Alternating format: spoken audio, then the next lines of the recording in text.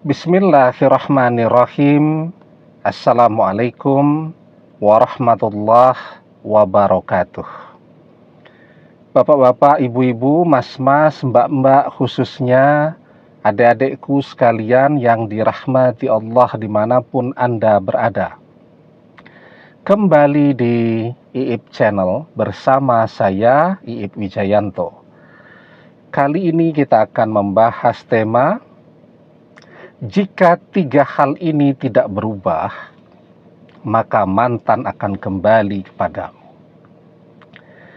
Jadi ketika perpisahan itu terjadi, tentu biasanya ada perubahan-perubahan yang akan menyebabkan orang jadi tidak bisa bersama-sama lagi ya. Nah, dan manusia ya sifatnya ya cenderung sering berubah. Nah, tetapi ketika dari berbagai perubahan-perubahan itu, misal sekarang mantan terlihat jauh lebih cantik, itu enggak apa-apa kan? Mantan terlihat sekarang lebih sukses, nah itu perubahan yang baik-baik saja. Mantan terlihat cara berdandannya juga lebih keren. Oke lah. Artinya banyak perubahan-perubahan ya. Tetapi kalau yang tiga hal ini berubah, ikut berubah begitu, ya mantan tidak akan balik. Tapi kalau tiga hal ini tidak berubah, insya Allah mantan akan kembali. Jadi yang pertama tuh ya, yang pertama itu adalah karakter mantannya sendiri.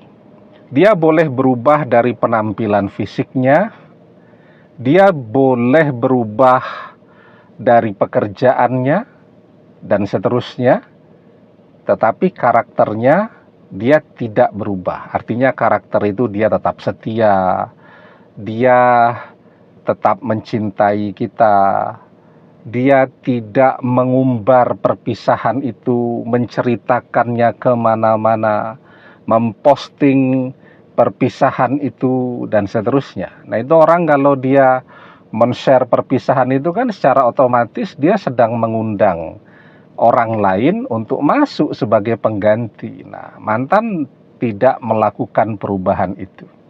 Mantan dalam hal perpisahan dengan kita, dia memilih untuk diam, ya, atau untuk merahasiakan itu, menyembunyikan perpisahan. Nah, jadi ini masih seperti mantan yang kita kenal dulu, ya. Jadi mantan yang kita tahu persis, dia mencintai kita, dia setia kepada kita. Mungkin sekarang terpaksa berpisah karena sedang jenuh, sering bertengkar karena dua-duanya mungkin masih dalam tahap pendewasaan ya. Jadi orang itu kan belum tentu usianya sudah dewasa, matang, tetapi sifat dan karakternya mengikuti usia. Belum tentu juga. Kadang-kadang orang usia sudah 30 tahun, dia belum bisa tuh membedakan mana yang baik dan mana yang tidak.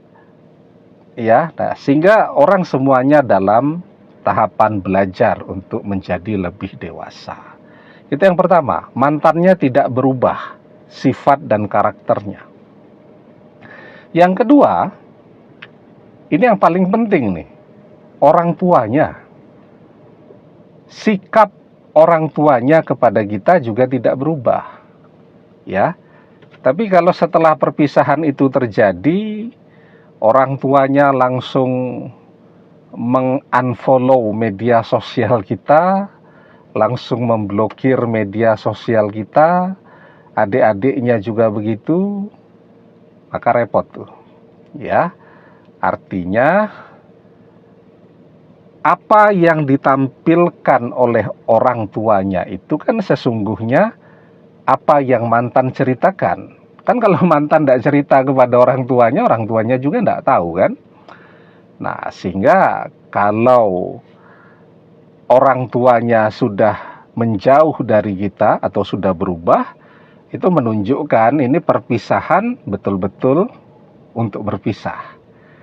Tapi kalau orang tuanya tidak berubah, ya meskipun bisa saja mereka tahu kalau kita dan mantan sudah berpisah, lagi tidak akur dan seterusnya.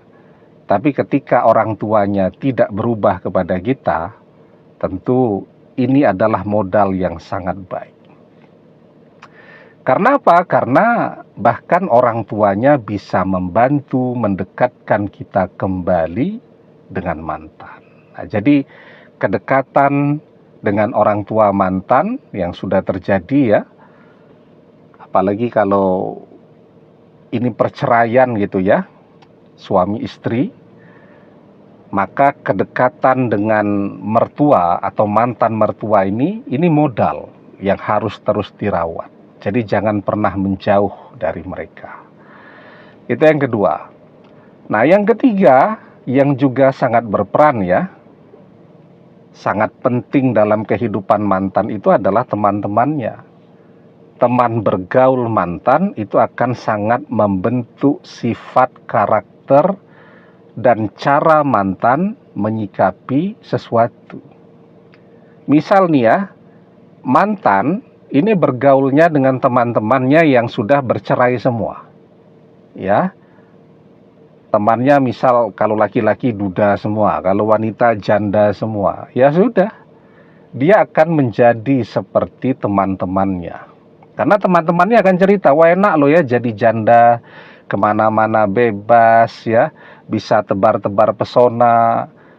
Yang duda juga begitu, enak loh jadi duda itu, bebas, gak ada yang ngatur-ngatur dan seterusnya. Nah itu ketika orang bergaul dengan teman-temannya, ya dia akan menjadi seperti teman-temannya tadi. Man tasabbaha biqaumin fahuwa minhum. Barang siapa yang menyerupai, ya artinya dia bergaul sehingga dia menyerupai ya suatu kaum, maka dia menjadi bagian dari kaum itu. Nah, artinya ketika mantan ini punya teman yang hobinya bercerai atau berpisah atau gonta-ganti pasangan misal begitu, ya itu akan sangat berpengaruh kepada diri mantan. Ketika orang punya teman yang punya pengalaman bercerai, ya maka yang akan dia ajarkan adalah cara-cara bercerai. Ya. Tetapi ketika dia berteman dengan orang-orang yang punya pengalaman rumah tangganya baik, harmonis, tentu yang akan mereka ajari adalah cara mempertahankan, menyelamatkan rumah tangga. Jadi gitu. Ya. Nah, kalau kita lihat teman-temannya mantan itu semuanya baik. Mereka punya background keluarganya, rumah tangganya baik, harmonis ya. Dan mereka juga sikapnya tetap baik dengan kita. Dan kita bisa minta bantu kepada mereka untuk menenangkan hati mantan ya. Untuk memberikan motivasi kepada mantan agar mau kembali bersama kita lagi. Jadi kadang-kadang kalau kita ngomong, mantan sudah betul-betul tidak peduli, ya. Dan nasihat-nasihat yang ingin kita sampaikan itu kadang kan lebih efektif jika yang menyampaikan adalah teman-teman ataupun sahabat-sahabat yang betul-betul dekat, yang betul-betul mantan percayai, dan mereka juga mengenal kita cukup baik ya. Nah, sehingga teman dan sahabatnya mantan itu juga modal yang sangat berharga bagi kita jika kita menginginkan mantan kembali bersama kita lagi.